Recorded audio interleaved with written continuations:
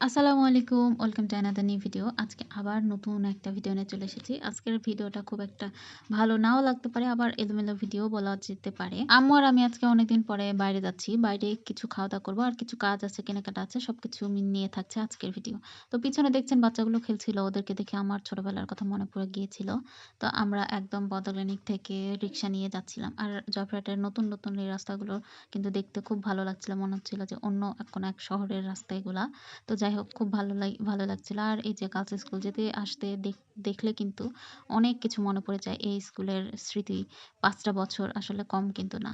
এজন্য প্রত্যেকটা মেয়ের ইমোশন আসলে যারা গার্লস স্কুলে পড়েছে তাদের কাছে এটা একটা ইমোশনের জায়গা। আজকাল জয়পুরহাটের জ্যাম দেখে মনে হয় আসলে ঢাকার জ্যাম লেগে গিয়েছে। আসলে একটা অটো এদিক যায় তো ওদিক যায়। যেতে লেগে রাস্তায় একদম জ্যাম বেঁধে ফেলে। এই যে দেখুন এই জায়গাটাতে এখানে ট্রাফিক আমাদেরকে আটকে দাঁড়িয়ে রেখেছে যাতে সামনের মানুষজনগুলো আর রিক্সা ভ্যানগুলোকে আগে পাঠিয়ে দিতে পারে। কিন্তু ওখানে জ্যাম বেঁধে গেছে যে কে কোন দিক দিয়ে যাবে হুঁশ পাচ্ছে না। ঈদ ছাড়া আসলে জয়পুরহাটের জ্যাম আসলে কখনোই লাগতো না। আর লাগলেও সেটা একদমই অল্প সময়ের জন্য হইতো। ওইটাও খুব যে প্যারা দিত তা না। কিন্তু এখন যেদিকেই যান সেদিকেই জ্যাম। আর যেতে লাগলে অবশ্যই সময় হাতে নিয়ে বের হতে হবে।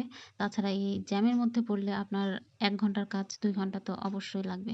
জয়পুরহাটের কথা বলছি। আর অন্যান্য জেলায় তো ওরকম তো হয়ই। কিন্তু জয়পুরহাটে এরকম ছিল না, সেটা বলছি। তো যাই হোক, এই তো আমরা রেলগেট পার হয়ে গিয়েছি।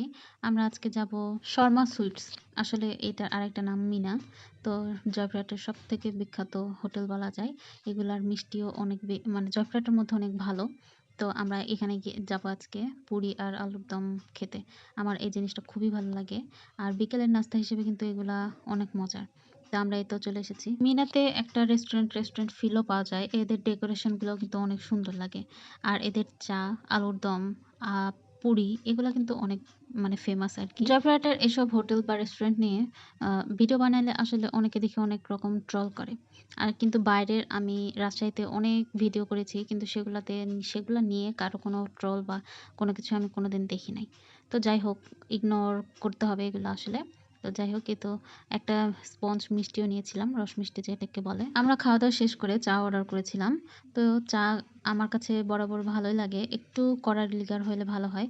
কিন্তু এদের এখানে একটু মিষ্টিটা বেশি ছিল। এর জন্য আমার কাছে, তবে চা কিন্তু অবশ্যই মজার ছিল। তারপরেও আমার নিজের যেটা চয়েস, চিনিটা একটু কম হলে বেশি ভালো হইতো আরকি। তো যাই হোক, এই ছিল আজকের আমার ভিডিও। আম্মুর সাথে কিছু সময় বাইরে কাটাইলাম। মায়েদেরকে জোর করে হলেও বাইরে একদিনের জন্য হলেও বের করা উচিত। এটুকুই ছিল আজকের আমার video. Thank you for watching.